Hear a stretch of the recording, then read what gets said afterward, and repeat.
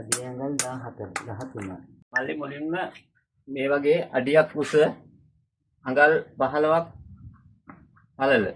අඟල් 15ක් පළල මේ වගේ සිදුරු තියෙන ඒ කියන්නේ අපි සිදුරු දැන් අපි මේ පෙන්වන්න හදන්නේ කලින් වීඩියෝ එකේ ඉල්ලීමක් තිබ්බා පෝච් එක කොහොමද මිදිපැලයක් හදාගන්නේ කියලා හැමෝම අහලා තිබ්බා. ඒකට වගා මාධ්‍ය හදාගන්නේ කොහොමද නිවැරදිව පෙන්වුවේ නැහැ කියලා තමයි චෝදනාවක් තිබ්බේ. ඉතින් ඔන්න ඒකට අපි ලෑස්ති පෝච් එක කොහොමද මේ මිදිපැලයක් හදාගන්නේ කියලා පෙන්වන්න. කලින් වීඩියෝ එකෙත් ඒක විස්තරේ කියලා තියෙනවා. නමුත් බැටරි බහැපු නිසා පෙන්වන්න බැරි වුණා කියලා මම කලින් සඳහන් කරා. ඉතින් ඔන්න අපි දැන් ලැහැත් වෙනවා බණ්ඩාර මහත්තයා අදාළ වගා මාධ්‍ය යොදාගෙන කොහොමද හදන්නේ කියලා. හොඳයි මේකටත් බණ්ඩාර මහත්තයා කවුරු හරි වීඩියෝ එකට අලුතෙන් එක් වෙනවා නම් මුලින්දම විස්තරය අපි කියාගෙන යන්කෝ. කොහොමල්ලි මේ තමයි අපි සිටවන්න හිතන් ඉන්න පැලේ. ඊට පස්සේ මෙන්න මේ අවස්ථාවේ දෙවෙනි අවස්ථාව ඔය. ඒ වගේ පැලයකුත් මේකේ තැම්පත් කරලා හදාගන්න පුළුවන්. මේකේ හිටවලා හදාගන්න පුළුවන්. නමුත් අපි දැන් මේක පෙන්වන්න මේ විදිහේ එකක් හදාගමු. මේක පළවෙනි අවස්ථාව, අරක දෙක, තුන පෝච්චිය මේ විදිහේ ගෙඩි තියෙන එක, හතරවෙනි අවස්ථාව බැරල් එකකින්. ඒක අපි කිලෝ 5ට අඩු ප්‍රමාණයකට යන්න පුළුවන්. ඒකත් අපි දැන් මේ ඉස්සෙල්ලා පෙන්නුවා.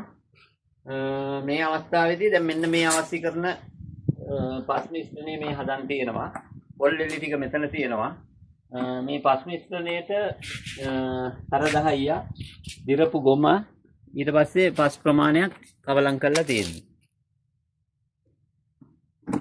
පෝච්චිය තෝරගනිද්දී සාමාන්‍ය ප්‍රමාණය මේක අඩියක් උසයි. අඩිය උස පෝච්චිය අඟල් 15ක් පළලයි. ඊට පස්සේ මේකේ සිදුරු මේ විදිහට සිදුරු සමහර ඒ වගේ නැතුව තියෙනවා. එතකොට අපි ඒක සිදුරු කරගන්නවා. ඊට පස්සේ මුලින්ම අපි කරන්නේ පොල් එලි ටිකක් අඩියටම යොදනවා.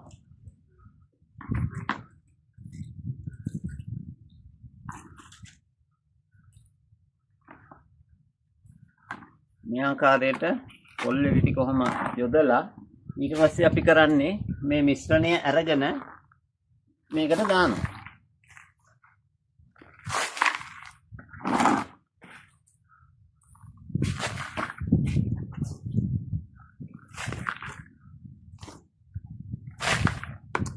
අතින් පොඩි ප්‍රමාණයක් මේ විදිහට රද කරනවා.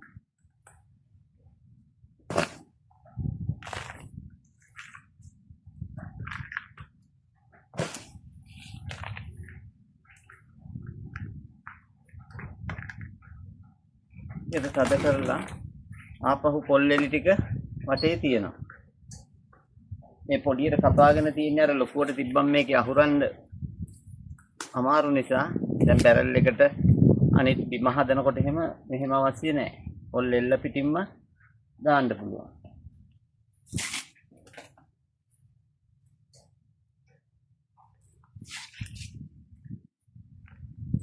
පැලේ හරියටම පෝච්චියේ මට්ටමට නැතුව මේකෙත් අඟලක් එකමාරක් යටට තියෙන්න අපි හදාගන්නවා.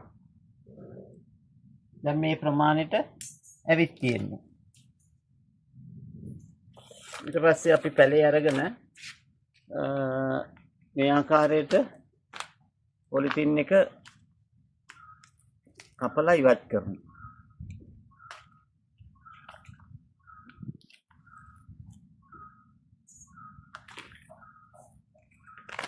මේ බලන්න මේකේ හොඳට මුල් වර්ධනය වෙලා තියෙනවා. හොඳට වැඩිච්ච පැලයක්. නේ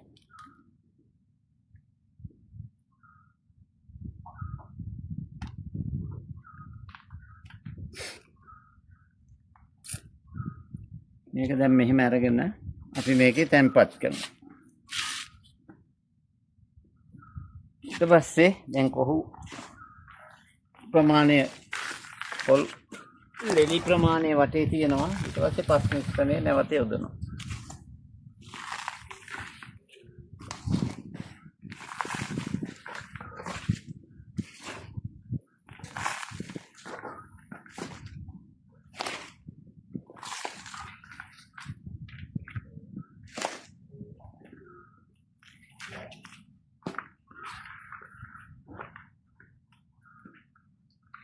මේ ආකාරයට පොඩ්ඩක් තද කිරීමක් කරනවා.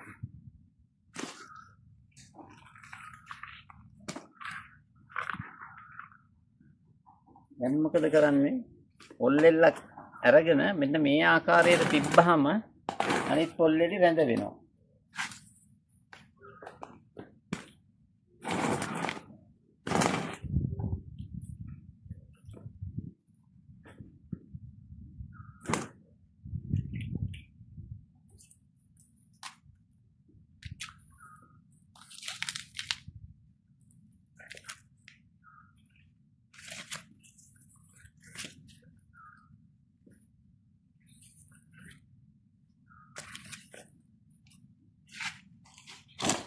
ආපහු කරන්නේ කොටස් වශයෙන් මේ විදිහට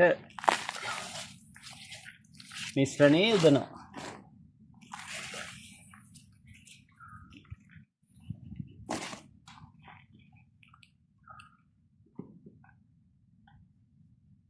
අතරින් මිශ්‍රණය යන විදිහට පස් මිශ්‍රණය මේ අපි හදාගත්ත මිශ්‍රණය යන විදිහට මේ විදිහට සකස් කරගන්න.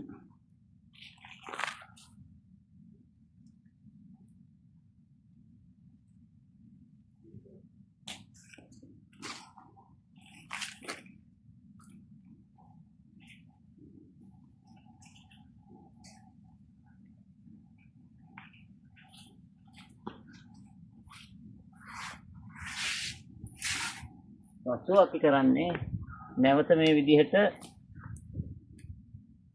පොල්ලෙඩි ප්‍රමාණයක් උඩින් තියෙනවා. මේකට හේතුව අපි ගොඩාක් අර ප්ලාස්ටික් බට වලින් වතුර යොදන්නේ ඒකම සීතල රැඳෙනවා. නමුත් උඩ පස් ටික ඊට පස්සේ බිමට වැටෙන්නේ. ඒ කාර්යයන් දෙකම අපිට කරගන්න පුළුවන් මේ විදිහට උඩින් පොල්ලෙඩි ටිකක් තැබීමෙන්.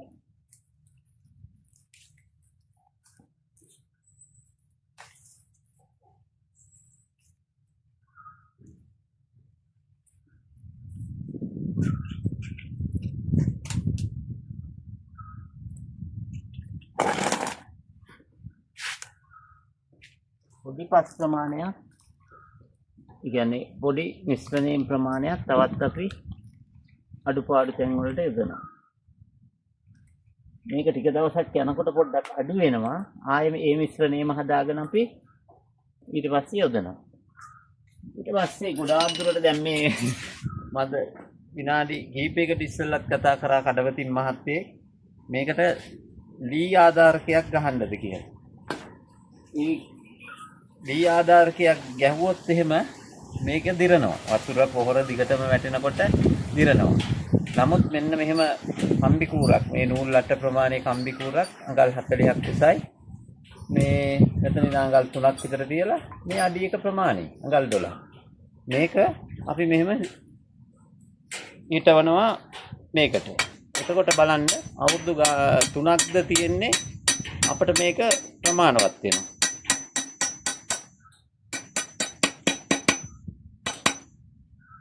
නාදාරකී ඊපස්සේ අපි කරන්නේ වැල මේ විදිහට අරගෙන ගොඩාක් දුරට වැල් දෙකක් තියෙන එකක් තෝරගත්තොත් වඩාත් හොඳයි. මේ වගේ. තනි වැලක් ප්‍රශ්නයක් නැහැ. නමුත් අපිට උඩට ගියපුවාම මේ දැල්ල කැඩුවා නම් ඒක බෙදිලා යනවා ඊට පස්සේ. මේ විදිහට ආධාරකයට තියලා කීප තැනකින් දැන් දෙකකින් විතර මේ පැලේ නම් එහෙම බඳිනවා.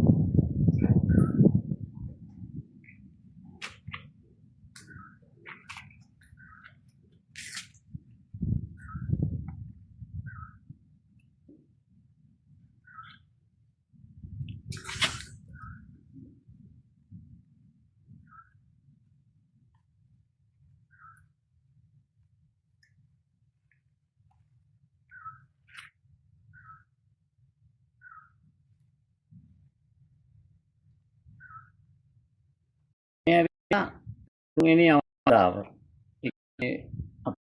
පළවෙනිම බිම කැලයක් සිටෙව්වා. ඊට ඉඩකඩ තියෙන කෙනෙකුට දෙවෙනි අවස්ථාව බැරල් එකේ ඊට එහා ඉඩක් තියෙන කෙනෙකුට ඒ බැරල් එකට යන්න පුළුවන්. සාමාන්‍යයෙන් ඉඩකඩ අඩුම කෙනෙකුට මේ විදිහට මේ පෝච්චි එක සිටුව ගන්න පුළුවන්. දැන් අවස්ථා ටික එනකොට ව්‍යාපාර වශයෙන් කරනවා නම් මේ බිම හිටවලා පන්දලමක් ගහලා ඒ වගේ පුළුවන්. දෙවෙනි අවස්ථාව බැරල් එකේ කිලෝ 5 දක්වා අපි ගිහින් තියෙන උපරිමයට ඒ වගේ ප්‍රමාණයකට යන්න පුළුවන්. තුන්වෙනි අවස්ථාව මේකේ නම් දැන් අද අර බැරල් එකේ අපි හිටවපු පැලේ පොකුරු 10ක් 10ක ප්‍රමාණයක් වගේ දැනට තියෙනවා. ඒක වර්ධනය කරගන්න පුළුවන්. මේ නමුත් මේකේ මේ වගේ පෝච්චි එක හිටවලා අවුරුදු 3ක් විතර යනකොට මේක වෙනම අර බැරල් එකකට වගේ මාරු කිරීමේ අවශ්‍යතාවය එනවා. මුල් ටික එකට ගුලි වෙනවා. මේක අර විදිහට පහසුවෙන් ගලව ගන්න පුළුවන් ඊට පස්සේ. මේ වගේ පෝච්චියකම දෙවෙනි අවස්ථාවේ මේ වගේ පැලයකට හිටවන්න පුළුවන්. කෙනෙක්ට මේ පැලේ හිටවුවට වඩා ඉක්මනින් හස් යන්නකට යන්න පුළුවන් මේ පැලේ හිටවනවා නම්.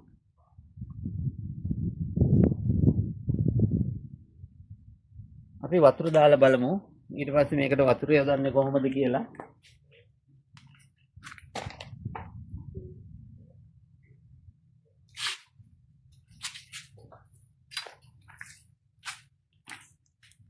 දැන් නතර කරමු.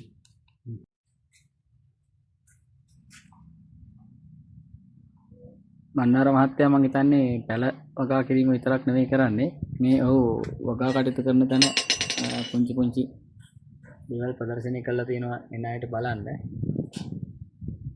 පොළොව අයිති මිනිසාට නොව මිනිසා අයිති පොළොවටයි. හොඳ හොඳ වැකිය අහුවෙනේවත් මේ වගේ ඔහු ප්‍රදර්ශනය කරලා තියෙනවා.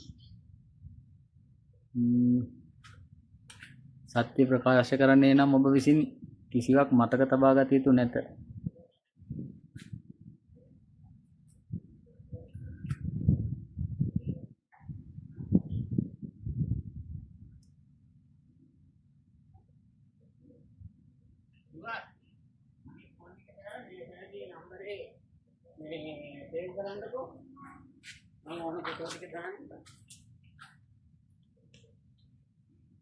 වගාවට අමතරව මෙතුමා මෙන්න මේ වගේ වැඩක් කරලා තියෙනවා. මම හිතන්නේ වතුර එකක් ගේනකම් තමයි අපි මේ වැඩේ කරේ. අපි බලමු ඉතිරි ටික කරන්නේ කොහොමද කියලා. අපි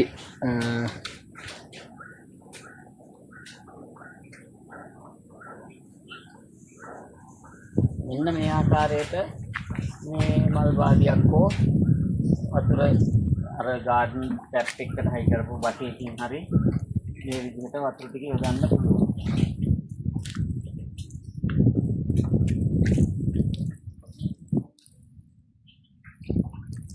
සාමාන්‍යයෙන් බිම හිටවලා දවස් දෙකකට සැරයක් වතුර දැම්මත් දැන් අපේ මේ වගේ ප්‍රදේශයක වුණත් දවසට දෙපාර පෝච්චියකට බැරල් එකකට වතුර සපයන්න අවශ්‍යයි.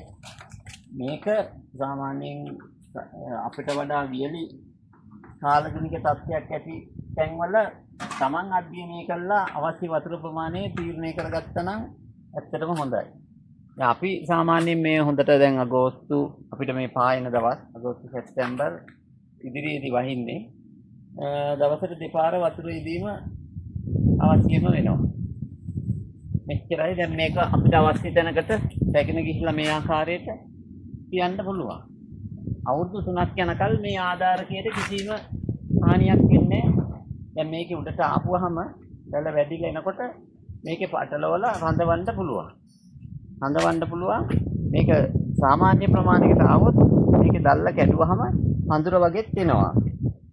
අඳුර වගේ ඇවිල්ලා මේකට රඳවන්නත් පුළුවන්. ඊට අමතරව ගැල රවුම් කරලා තියලා මෝරපු තැනින් කපුවාම ඒත් මේ දළු ඇවිල්ලා මේක හොඳට බුස් එකට හැදිලා එනවා.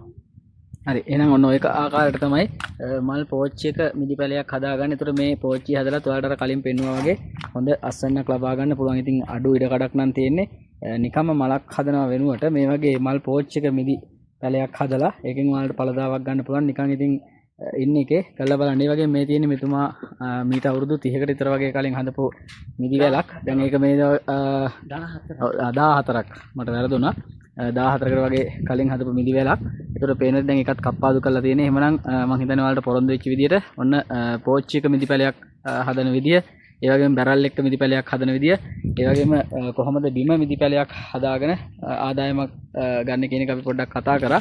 එහෙනම් ඔයාලගෙත් වත්තේ මායිමකට උනත් මේ වගේ මිදි වැලක් හදලා නිකම්ම තියෙන බිමෙන් ප්‍රයෝජනයක් ගන්න පුළුවන්, පොඩි අයට මිදි ලබා දෙන්න පුළුවන්. ඉතින් අදත් මම මේ වගේ අපේ බබත් එක්ක තමයි ආවේ වීඩියෝ එක කරන්න. ගිය පාර අපි මිදි ගන්න ආපු වෙලාවේ තමයි මේ වීඩියෝ එක කරේ. ඒතකොට බැටරි බැස්සා. ඉතින් අද කොහොම හරි කරලා charge කරගෙන ඇවිල්ලා ඔයාලගේ ඉල්ලීම නිසාම තියෙන උනන්දුව නිසාම මේ වීඩියෝ එක දාන්න හිතුවා. ඉතින් වීඩියෝ එක දාන්න ටිකක් පරක් වුණා. මොකද මගේ ෆෝන් එක තිබ්බ එක විනාශ වුණා. ඒත් එක්කම ආපහු මෙතුමා ටිකක් කාර්යබහුලතාවයකින් නිසා අල්ලගන්නත් අපහසුයි. ඉතින් අද නිවාඩු දවසක් නිසා අපි හිතුවා ඇවිල්ලා මේ වීඩියෝ එක කරන්නම් කියලා. ඉතින් එතුමා ඒකට සහයෝගය ලබා දුන්නා. ඉතින් ඔයාලට මොනවා හරි ගැටලුවක් තියෙනවා නම් මේ මිදි සම්බන්ධව මෙතුමාට කතා කරලා ගැටලු ප්‍රශ්න විසඳ ගන්න පුළුවන්. එහෙනම් එතුමාගේ දුරකථන අංකය අපි නැවතත් අවසානට සඳහන් කරන්නම්. වීඩියෝ එක හොඳයි නම් ලයික් එකක් දාන්න, ෂෙයා කරන්න. ඒ වගේම ඔබගේ නිදහස් කාලයෙන් ප්‍රයෝජනය ගන්න. ඒ වගේම ඔයාලට පේනවා ඇති මෙතුමා මෙන්න මේ ස්ථානේ ඉඳන් තමයි මේ වැඩ කටයුතු කරන්නේ. වටේම මෙන්න මේ වගේ හදපු නොයෙක් මිල ගණන් වලට මිදි පැල තියෙනවා, මල් හැදිච්ච ඒවා තියෙනවා, ගෙඩිය හැදිච්ච ඒවා තියෙනවා. ඉතින් එතුමා අනිත් රටේ ඉන්න අයට නොමිලේ මේ වගේ තමන් ඉගෙන ගත්ත දැනුම ලබා දෙනින් ගමන් තමයි මේක කරන්නේ. ඉතින් ඔයාලට පුළුවන් එතුමාටත් කරන උදව්වක් විදියට පැලයක් මිලදී ගන්න පුළුවන්. ඒ වගේම බෙහෙත් පොර දේවල් වුණත් අහලා දැනගන්න පුළුවන්. වෙන පැත්තක නැත්නම් මෙතුමාට ගිහලා ලබා ගන්න පුළුවන්. ඉතින් අපි දැනුම ලබා දෙනවට එතුමාට දෙන තෑග්ග තමයි ඒක. ඒ වගේම ඔයාලට මේ වීඩියෝ එක හොඳයි නම් ලයික් කරන්න, ෂෙයා කරන්න. ඒ වගේම ඩේ ඔෆ් සාලි කියන YouTube channel එක subscribe කරලා තියාගන්න. ඒක ඔස්සේ මම එදිනෙදා කරන විවිධ මගේ දිනචර්යාවේ තියෙන වීඩියෝ දර්ශන ගෙන එන්න බලාපොරොත්තු වෙනවා. එහෙනම් බණ්ඩාර මහත්මයාට ගොඩක් ස්තුතියි දැනුම ලබා දුන්නට. තව පාරක් අපි මතක් කරමු යම්කිසි ගැටලුවක් આવොත් අනිත් අයට කොහොමද මේ ප්‍රශ්න විසඳා ගන්න. මොකද මට උත්තර දෙන්න වෙලා මදි. නිසා ඔබතුමාම මේ සම්බන්ධ වෙන ගැටලු ප්‍රශ්න වලට පිළිතුරු ලබා දෙන්න. ඔබතුමාගේ දුරකථන අංකයත් ඔහොම මතක් කරමු. 071යි 80යි 34යි 651. ඒ මම නෝමල් පාවිච්චි කරන එක. WhatsApp අංකය තියෙනවා 076යි 85යි 36යි 948. එනවනම් එන පාර තමයි මේ වැලිමඩට ඇවිල්ලා ප්‍රධාන නගරයේ වැලිමඩ සිට කිලෝමීටර් 10ක් එන්න ඕන ඌවපරණගම් ප්‍රාදේශීය කොට්ටාසේ ඇත්කඳවක ගමට සම්බන්ධ වෙනවා නම් ඒ විදිහට ඇවිත් කෝල් එකක් දෙන්න. ගොඩ දෙනෙක් ඒ වගේ ඇවිත් අරයි යනවා. මම හරි කැමතියි ඇවිල්ලාම බලලා කරලා ඒ දැනුම අරන් ගිහිල්ලා එයාලා එනවා නම් එතකොට මට උත්තර දෙන්න තියෙන ප්‍රමාණය අඩු වෙනවා. ඒ හින්දා පැමිණලා අරන් යන එකේ කිසි ගැටලුවක් නැහැ. එතකොට මේ එතනින්ම යාලා දැකලා දැනුම අරගෙන යන්නේ. ගොඩක් ස්තුතියි එහෙනම්. හැමෝටම සුබ දවසක්. එහෙනම් channel එක subscribe කරන්න. සියලු දෙනාට සුබ දවසක්. අපි නැවතත් අලුත් වීඩියෝ එකකින් ආයෙ හමු වෙමු. එහෙනම් සියලු දෙනාට සුබ දවසක්.